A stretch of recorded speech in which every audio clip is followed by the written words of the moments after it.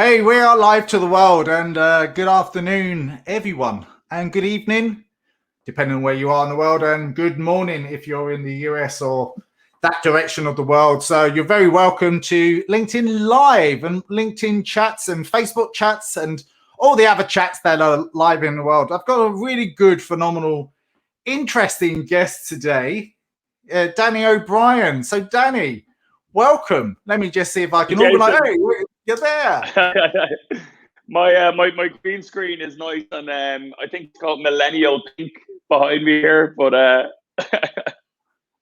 so welcome. So for people out there that don't know Danny, here's a quick introduction.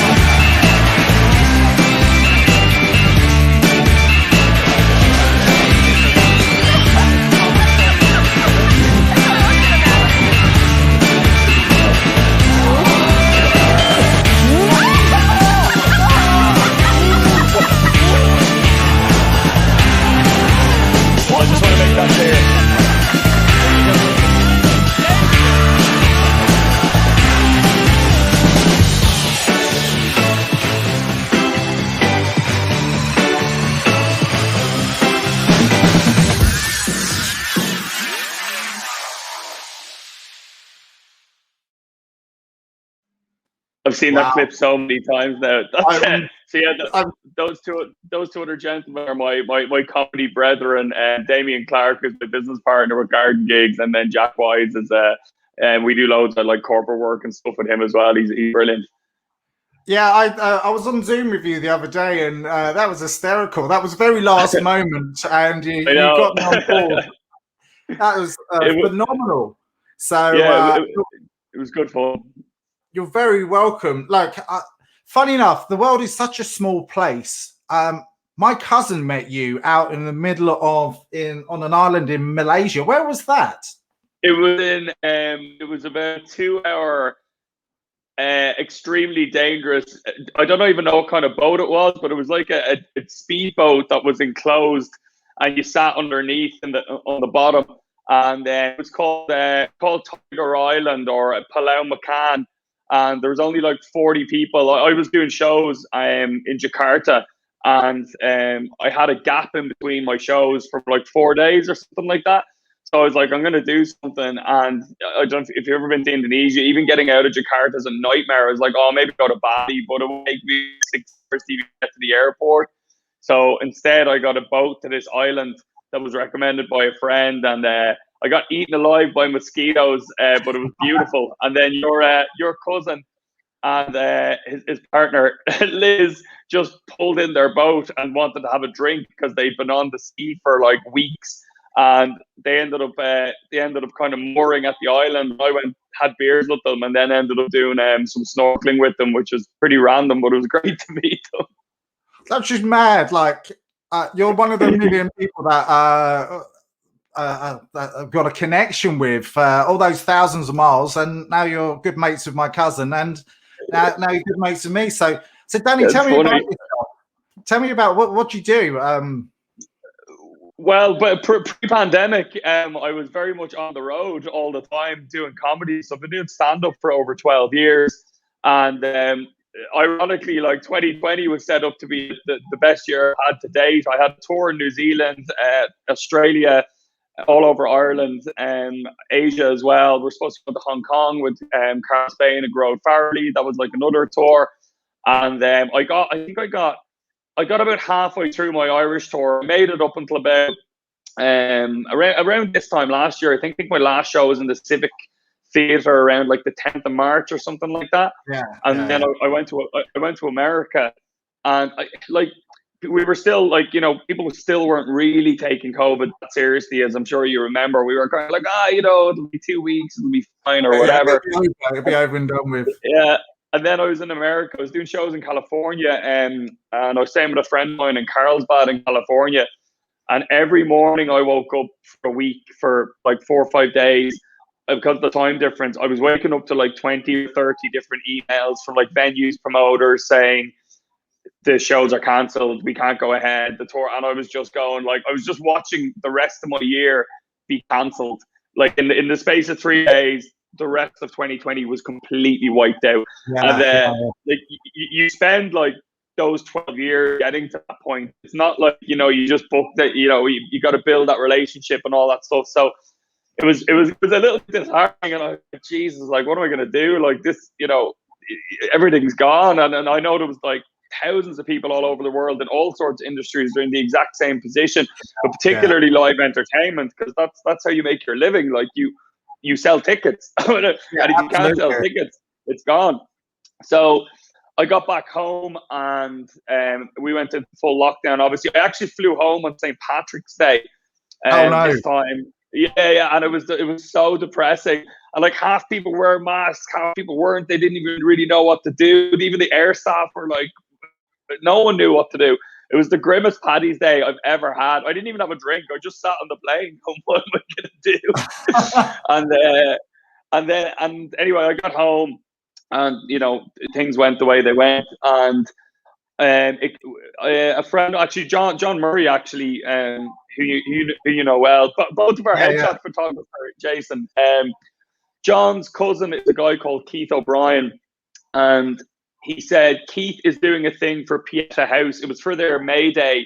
It was the week before their May Day event. So it was around the end of April, kind of start of May, like maybe the 1st of May or something.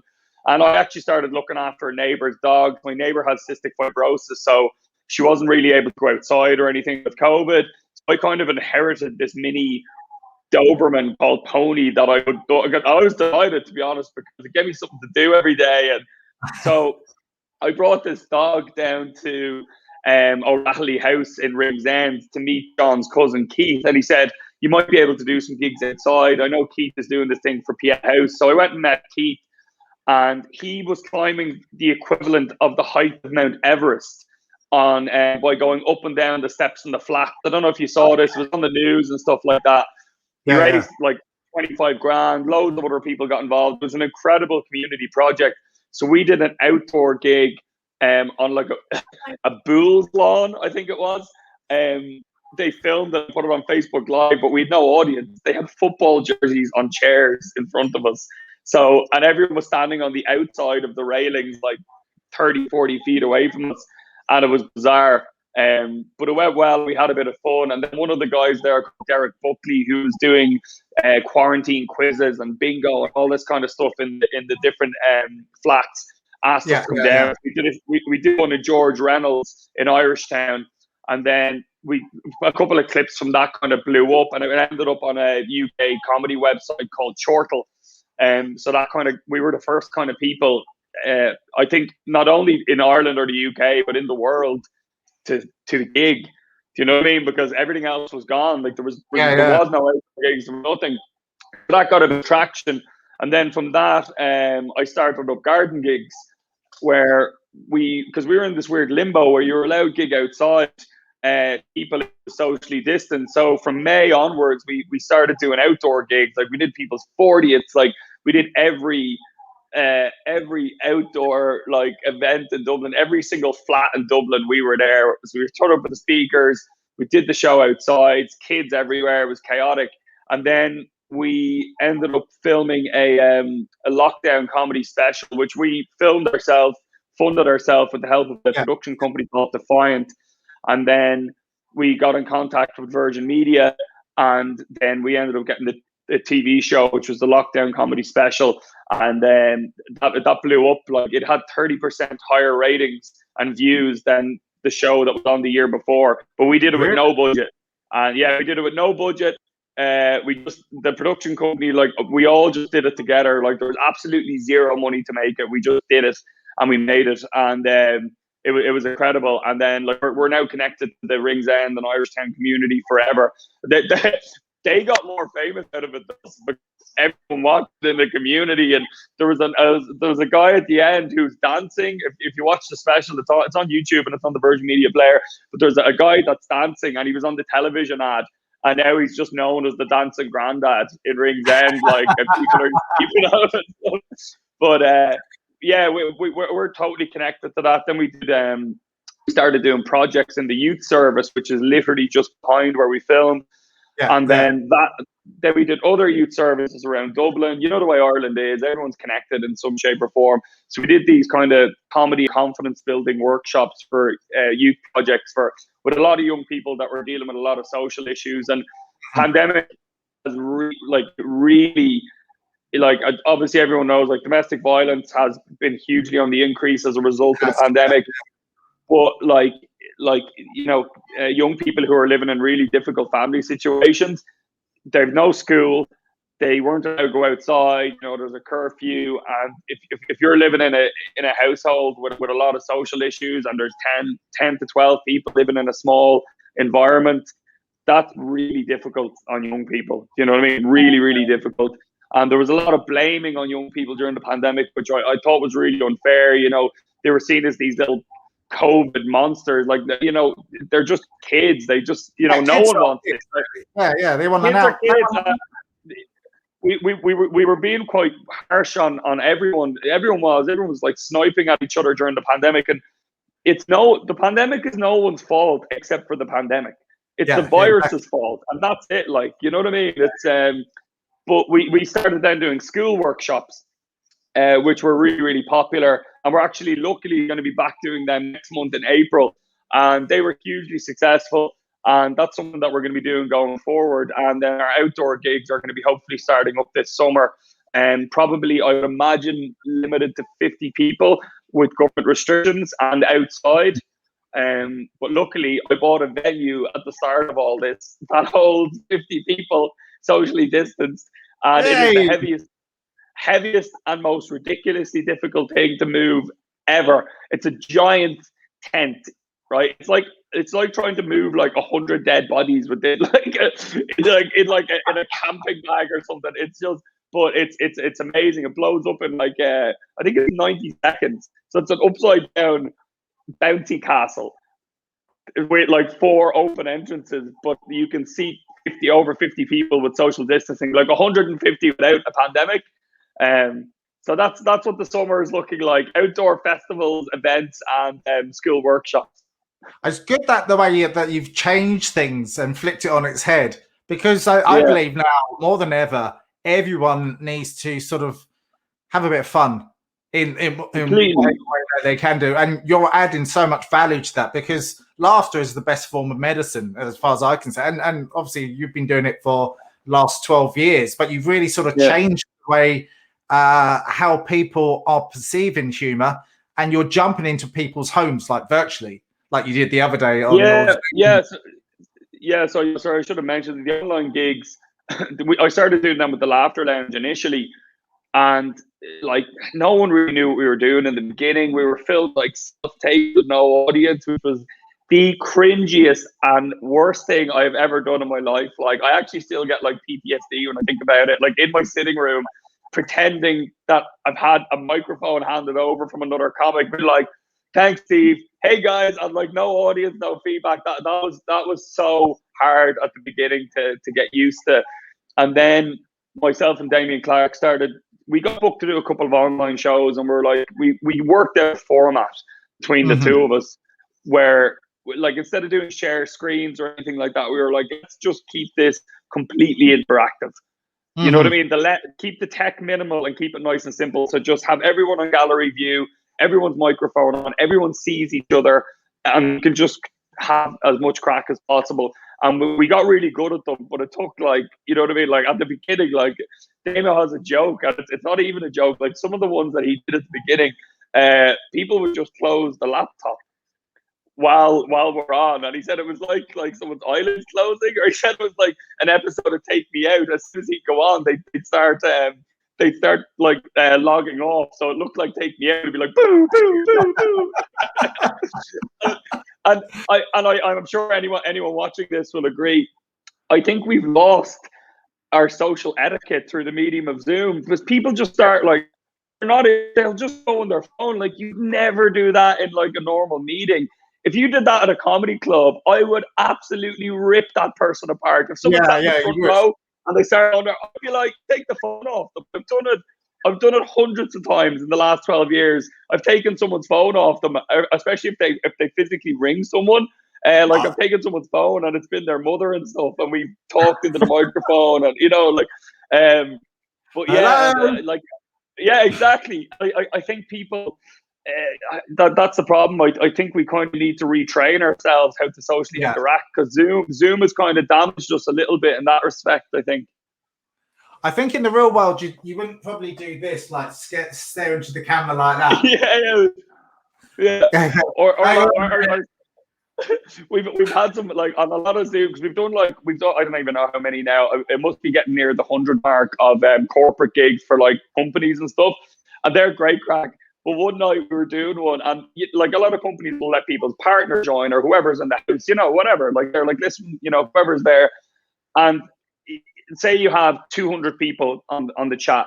Usually you'll only have about a third that will leave the camera on for whatever reason. Maybe they've got screen exhausted or whatever it may be. But this couple started having massive domestic, right? So their camera was off, but the audio was on. So everyone could hear, and we were happy. Because there were so many people on it, they couldn't even find out which one to mute. Do you know what I mean? It was just like there was like 200 people. So this guy and his partner were killing each other because he wanted to play Guns N' Roses on Alexa while she was trying to be on the Zoom. And all I heard is this guy go, Alexa, play Guns N' Roses. And she's like, shut up, I'm on Zoom. This is for my work. They started, and he's like, play Guns N' Roses. And they had this like massive fight, and everyone's like cracking up laughing. So yeah, it's been a mad journey, but it's been fun, and we're grateful that we've been able to still work. You know what I mean? Yeah, I know. It sounds like you're still working, because you're working with, as you said, the corporates now, which is really good. And I think everyone working from home, is all that mental health and all of that. We miss the interaction over the coffee breaks and stuff like that. But you add in so much more impact. Like even for half an hour, really helps the momentum and the motivation of the workforce. I think that's a phenomenal good idea what you're doing. Yeah, and lots of like we're kind of a little bit stressed when we're doing the shows, and like a lot of people are like, that's the best laugh we've had since like February. Do you know what I mean? Yeah. Like because it's really grim, and yeah, it's really tough. And particularly like yourself, you're a parent, Jason. If you are working from home and you have kids, particularly if you have young ones, I don't even think the stress levels are reduced if they're younger. I think if you have teenagers, it's the same kind of thing. Yeah, it's really hard on people to be working from home every day, having kids now since the restrictions went up a notch where they had to close the schools again. So suddenly you're working from home, and like kids don't understand that you've got a meeting or that you've got a deadline, or what are you going to say to like a 2-year-old? You can't be like, can you just be quiet for 4 hours? I have to do work. Like, it's not reality, No, absolutely not. My son keeps coming in every now and again. Actual fact, my wife just walked in a few moments ago. So can I have my phone? Can I have my? I have her tablet down now. I've been using it. And it's really difficult, and that's why we keep the show interactive, and any corporate shows we do, because like the interactions, whether like stupid stuff in the office, like someone might be like a prolific stealer of milk, or maybe there's someone who's obsessed with triathlon, and all those little interactions that people have in the office, we ask them to give us that information. Tell us as much as you can about all the people that are going to be on the corporate. And we sit down for a couple of hours and we write gags based around everyone. So then when we're doing the show, it's all about them. You know what I mean? Our material is secondary, but the more about them, and that's why I think they've been so popular. Myself and Damien's UK agent is called Get Comedy in the UK. And they put up a post and they said, I think Danny and Damien have broken the world record for the most amount of corporates done during the lockdown. We had 10 1 hour. So we did 10 hours of corporate gigs on the 17th and 18th of December. 10 different companies over 2 days. And I put all from my sitting room, and Damien was in like our office. because we tried doing it in the same building. It doesn't work. So he'd use the office or I'd use the apartment, whatever way it worked. And then, yeah, it was like, I remember just lying on the floor on the 18th of December, just going, I need to get back to live gigs, just like lying on the tiles in my kitchen. Yeah, I can imagine you missing that at the moment. Is there any light at the end of the tunnel? Do you think you'll be doing that at summertime or? Yeah, well, I'm lucky. Because I'm in Central America now, because I got out before the post Christmas lockdown. I left on Stevens' Day, so I'm lucky enough to be doing a live show here in San Jose, and I did some live shows in Guatemala, but they were all outdoors, and it's quite chaotic. You know, that brings its own set of challenges. But hopefully, we've got a lot of court stuff for between now and like June, and then we're going back to schools, and we're physically in the schools from April onwards, which will be brilliant. So it'll be a slow reintegration back in, but we also set up, before things got really bad in August of last year, we opened up I've two other comedy clubs that I run with two other comics. One is the Comedy Crunch, which is in the Stag's Head, which has been going for like 11 years or something. And then another one which I run in the west of Ireland, with a comedian called Ger Staunton, which is Castlebar Comedy Club, which is a monthly. So they remain dormant, obviously, since all of this. But in August of last year, we opened the first socially distanced comedy venue in Ireland, basically, and I'm pretty sure in the UK as well, called In the Wild Duck, which is a beautiful. It's owned by Gary Whelan, he started Wheels like back in the day. Like Gary's an actor and he's done loads of different bits and pieces. He's a really, really interesting dude. And we met him and he was amazing. He's like, whatever you lads want to do, let's do it. So we managed to do 2 shows to 50 people with social distancing. And it was incredible. It was first show was Deirdre O'Kane, and we did an extra show for frontline staff. So we invited all the nurses from St. James's, the Mater. So we basically had 50 like nurses, porters, doctors, all there, and a few other like whoever, hospitality, anyone who was around. We did a free show for them. Then we did a normal show, and both were brilliant. And then we did another show in September with Carl Spain and Paul Crowley. And then as a kind of a joke in September, I don't know if you remember back then, but they were saying you could have a wedding to 50 people. Do you remember that was one of the... Yeah, I remember that, yeah. It was looking like they were going to cancel gigs, but weddings were allowed to go ahead. Now, luckily, gigs were still allowed to go ahead at the time, but as a precaution, myself and Carl Spain actually got married in the comedy club, which really, really upset his partner, Rachel, of 15 years. But we did legit get married. Like, I'm pretty sure it's street legal. Like, Paul Crowley's a celebrant, so we did it. And I was on telly the next day with Elaine Crowley on Virgin Media, and she's just like, Danny, did you get married? And I actually brought the certificate and everything, and I showed it. That's awesome. That's the incredible thing. I think it was good crack. Wonderful stuff. At the moment, everyone's talking about mental health and meditation and going up into green spaces. Yeah. I think the number one thing that you should do is laugh and take things a little bit lighter, because you start to feel better. Everyone else around you starts to feel better. And it just sort of makes you a lot more calmer. So what you've been doing is a phenomenal job. I just got a serious question here. What do you think of garden gnomes? I'm okay with them.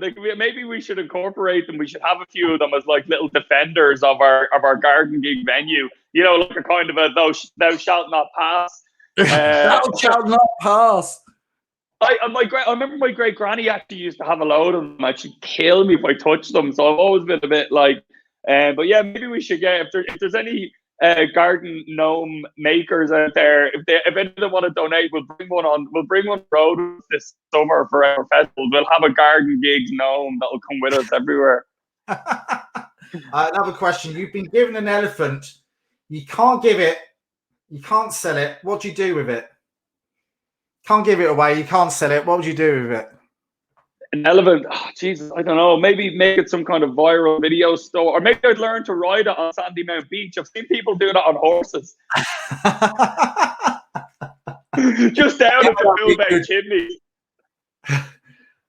I've got no more. I've got loads of stupid questions here as well. But Danny, it's been absolutely incredible to have you on today, and I really appreciate it. Like, I hope it's given a light on social media today. And how can people find out more about you, and especially the new events that you're doing now? Because I think I've read up a lot about them. I think they're incredible. So everything is the website, which you've very kindly put on the bottom here, which is Garden Gigs Ireland. So going forward, I depending on restrictions, you know what I mean? We're all at the mercy of restrictions. But as it stands, obviously online gigs are bread and butter at the moment, because it's the one thing that absolutely can't be cancelled unless the internet gets cancelled, and then we're all doomed, Jason. Oh, completely screwed then. We're doing loads of online gigs, and that video that you played at the beginning. So we did so many last year that myself and Damien Clark, we got Jack Wise involved, who has done shows for Kylie Minogue, Robbie Williams. He's done shows for all the last 3 presidents, including Michael D. And wow. So we've got this new show, which we did the trial that you got to participate in. That was we wanted to test some of the new games. So yeah, we're doing corporate shows with Jack. And we also do our original ones as well. The original ones are for companies we haven't worked with for the past, and any companies we have worked with in the past, we have a new show. You know what I mean? So we're kind of covering both. And then hopefully, if restrictions ease up a little bit and we're allowed to do shows to 50 outside, we have a venue, a van, stage. We have a festival in a van. Okay, we're incorporating loads of Irish musicians as well, so we can do live comedy, and then we do music afterwards for whoever wants it. If you have the space, we will drive there and we will put on a show for you. And hopefully going forward, you're not restricted to just Ireland, you're restricted to everywhere. Like you're not even in Ireland at the moment, so you're obviously the UK and everywhere else as well. Yeah, the UK is looking very likely, because so we actually franchised Garden Gigs Ireland to the UK. So there's a Garden Gigs UK as well. And we gave them everything. We gave them our branding, so we wanted them to be able to do what we were doing here. So depending on restrictions, I think we'll probably be working quite a lot in the UK as well. Maybe for like a month or so this summer. Yeah. And I'm actually, for all the kind of negativity and stuff, people think I'm crazy because I'm in Costa Rica now, but I actually can't wait to get back to Dublin. I know that sounds stupid, I'm actually really excited about getting things going again, and actually, absolutely. I'd murder a takeaway pint of Guinness. I haven't had one in like 4 months. Really? Yeah, Guinness. There's no Guinness in Central America. Like there isn't. I think you can get like a bottle of it, but like dust comes out when you open it. So, I'm looking forward to it. Yeah, exactly. Yeah, like tar. Danny, it's been an absolute pleasure having you on today. Your Instagram profile is up here as well. Like I've been following it. It's really good. Definitely. I actually, if anyone here speaks Spanish, I made a video. Was it last Tuesday? We filmed it here in San Jose, and it's gone viral. And it's basically me with a local comedian called Kurt Dyer, and it blew up the internet here. So I'm getting like hundreds of new followers from Costa Rica, and my Spanish is atrocious. He had to tell me every line. But that's on my Instagram there. It's a salmon sketch. And like I do food writing and stuff as well. So if people are into like food porn pictures, then my Instagram is the place for you. Also, you're a writer, and you're also into your food as well. Yeah. Lots of good, wonderful stuff. Like from what you've said on your profile, you've entertained over 7,000 people in Dublin before for Bill Burr's. The Three Arena, yeah. That's awesome. So, look, I think you're definitely on the up. So, all of the UK, American, Irish channels, beware, because you're actually on the up, and beware that you're going to be hitting the ground running for the corporate stuff. But when Edinburgh Festival's up and running again, you'll be up there, and all the other places. Yeah, so I think I'll have my own venue now. We've gone from participating at festivals to becoming our own festival, and also participating within them. Do you know what I mean? So I think the one thing we should all take around from this whole year of everything is that you got to just make your own noise, no matter what you're doing. You have to diversify and make your own noise and create your own work, because particularly in entertainment, because if you don't create it, it's not going to be there. We all have to change, and I think a lot of people are going to come out of this better, even though it's been a really tough year. And I certainly think I've grown like exponentially as a performer, because it's been so difficult. And I think we'll all really appreciate live entertainment and live stuff when it comes back. I think there's going to be a massive boom. Absolutely. I think everyone is absolutely yearning for it. So, look, really appreciate your time today.